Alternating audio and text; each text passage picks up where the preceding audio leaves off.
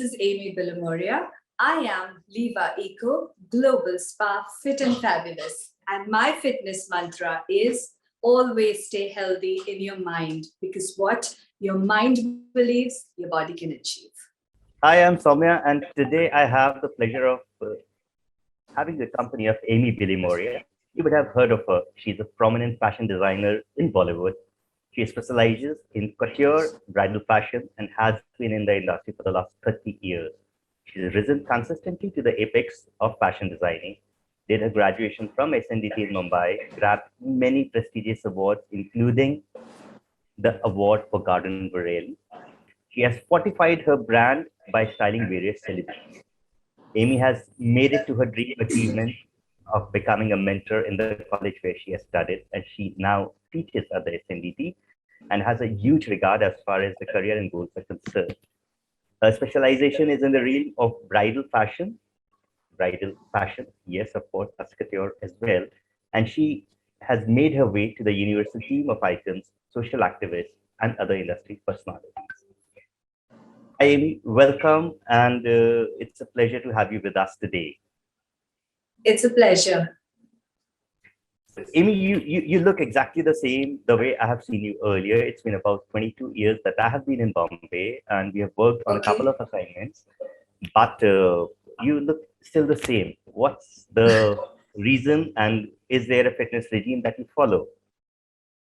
My fitness regime is something absolutely back to basics. I just walk. I never gym, but I prefer walking. So wherever I can walk and not take my car, I do that. And I suggest that if you stick to very, very basics, like climbing the steps, not taking the elevator, I think that's my fitness regime. I walk all day long. I begin very early in the morning until night I'm on my feet, and that's my fitness regime. Healthy, think healthy, and you will feel healthy. Very well said. Tell me, there are a lot of people who mix the fitness and wellness in the overall scheme of things. Is there a difference that you say, okay, wellness is this and fitness is? What's your idea of wellness? Like I said, what my fitness mantra was, wellness is a state of mind. It's a state of being. So when you think well, you feel well. It's like you could have any situation, let it be stressful or non-stressful. I feel wellness is a state of mind. The more you train your mind to believe what you want, you can achieve that. So wellness to me is having a happy, healthy state, being grateful, and just moving about the day as it comes and taking it one day at a time. One day at a time. But it's been 30 long years. Tell me a little bit about your journey. How did it start, and what is it that you would call as your biggest achievement till now? Well, when I started way back 30 years, designing was not something that every very, very high profile people would want to do. They would either want to do business management, and girls were not into designing that many years ago.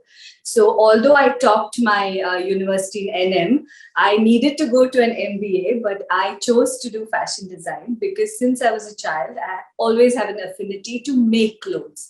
I feel that every person is unique, and I wanted to make just about everyone look good. So I took it up, and it's been 30 long years. And I think my biggest achievement, and what I've always tried to do, is I would want to design for the girl next door, or I would want to design for a Bollywood star, or I would want to design for anyone who approached me and said that, here, look, this is me, and make me look good. I think that being a designer is not only, trying to design for stars or all the glamour, but there's something so much more creative, so much more, like you said, wellness. It's like trying to make somebody look good. And my greatest achievement is that in a young age that I am right now, although I have had 30 years, I have designed for 3 generations. So I think that's the biggest achievement that I would say as a designer, where, for example, let's put it, I've designed for Hemaji, I've designed for Isha, and I've designed for the kids. And not only her, because I think the audience can connect to Bollywood stars, but there are so many that come to me and say that there are, 3 generations, and now she's designing for my daughter's daughter. And I think that's my greatest achievement. How lovely is that? Indian fashion in the last 30 years has changed. We've come a long way from the synthetic fabrics to environment conscious, sustainable fabrics, which are made out of bamboo shoes and pulp. Livaeco is one such brand, but one of those brands that we have. What is your thought on the sustainable fashion? So maybe, Soumya, you're not aware, but I have my own sustainability project that I started about 11 years ago. It's called Earth 21, wherein we have produced a fabric which is so eco-friendly that I was at an SDC conference where I realized that even cotton took 2,000 liters of water to make. So we landed up making a fabric that was really eco-friendly and very, very sustainable. And it's been 11 years that at the sale of every outfit, we started planting trees. So I think that in whatever field you are, let it be design or anything, of course, fashion has changed through the years and change is fashion. But it's in a global cycle. So, we revive fashion. So I believe a lot that when I want to do sustainable fashion, I would do reduce, reuse, recycle. So I would take your outfits, even what I made for you 20 years ago, because the embroideries are a form of art. We want to reuse it. We want to recycle it with new fabric. We want to give the contemporary modern woman a new look, because fashion is something that's just going to be on and on. It's nothing new.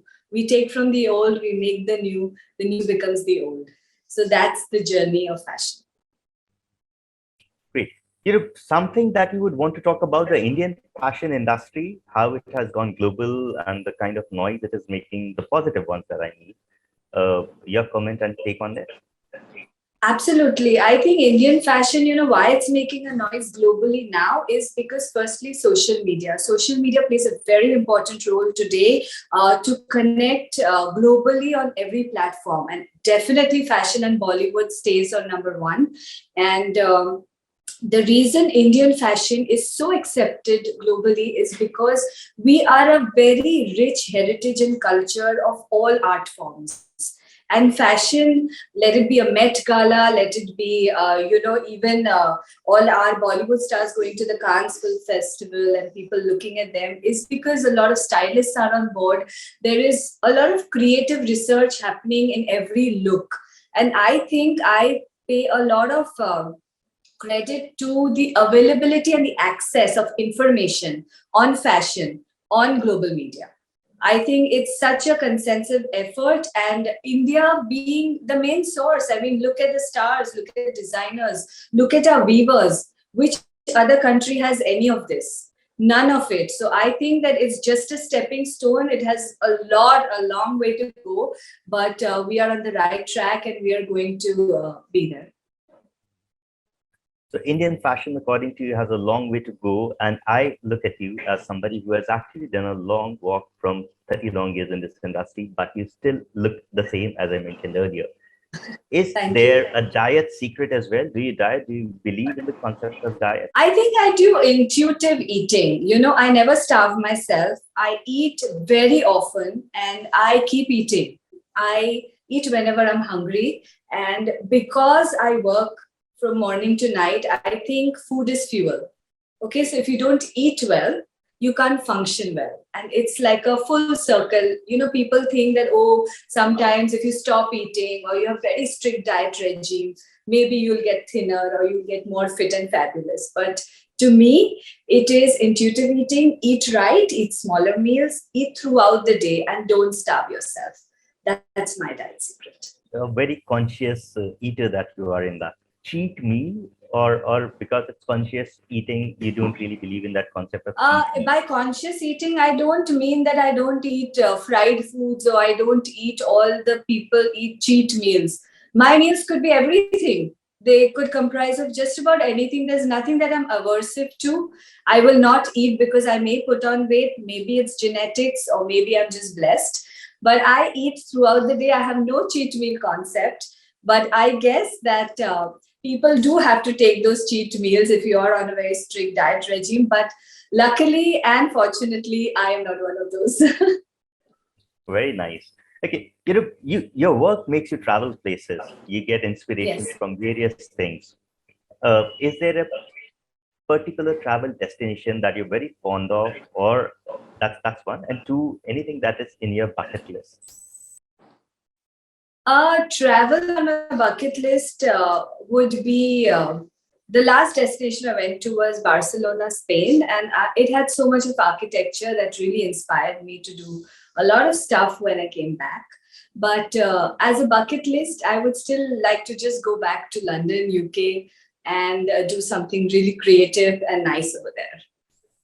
London is the favorite city. A lot of people love it. A lot of Indians also there. So I think Yes. that it's So my bucket list is London because I really want to get back there and do something creative in the fashion front. all right. Given that you travel so much, again, is there a way that you maintain your work-life balance? Because creative soul is always restless. Everything that you see, you get an inspiration. Oh, this is something that I could use. Do you take a break in that manner? How do you let your mind rest? No, it's like I said that you have to think healthy. Can you take a break from breathing? No, you can't. So I don't think you take a break breathing. You can't take a break you can't take a break from getting inspired by something that you see. I don't think I need a break because I just enjoy every minute that I create. Then there is no concept of unwinding also for you.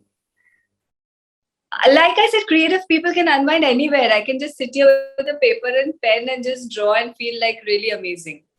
So I guess if you're a musician, you might just, think of a song or a little bit of music. Right. It's all about how you feel good. I think unwinding is all about feeling good about yourself, and you can do it anytime. I have a little bit of a fireplace in my house, which is like something which is a favorite piece in my house. I sit by the fireplace, I take my book and pen, I sit, I sketch, I write after a long, hectic day. And I think that is the best way I unwind every single day. Listening to my favorite music even whilst I'm working. I think that's the way it reduces all kinds of work stress because I love great music. I love old Hindi songs. They're my favorite. So yeah, and sometimes I have the radio on. That makes me unwind. Very nice. Now, tell me one piece of advice that you received and you have never let go of it, and one piece of advice that you would want to give to the upcoming generation of designers. So the one piece of advice that I've always taken is my mother is an economist and she has taught me how to deal with time management. That I have never let go till today. Like, let me give you an example. We had a Zoom call at 2. I was ready at 1:45 because I would not waste those 2 minutes because to me, time really matters. And I think that advice I would like to give to everybody. I've given a lot of students. Actually, when it comes to fashion design students, I've told them that, always try and strive to carve your niche. Now, with the accessibility of pictures and so much of stuff happening on the internet, I have seen a lot of kids just going to somebody's design, trying to change the fabric, trying to do stuff like that. This kind of fashion is not going to sustain for a long time. So unless you are yourself, unless you try to be better every single day, it's a very challenging industry and you have to all the time be at it. You can't take a break. Very well said. Thank you, Amy, for being a part of the show. I look forward to meeting up with you at the GlobalSpa Fit Fab.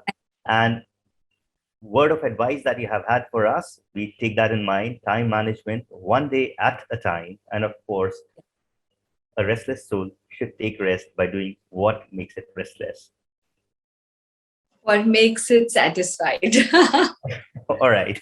we part note with at this thought here, and we meet up and we Thank you so much for having me and looking forward.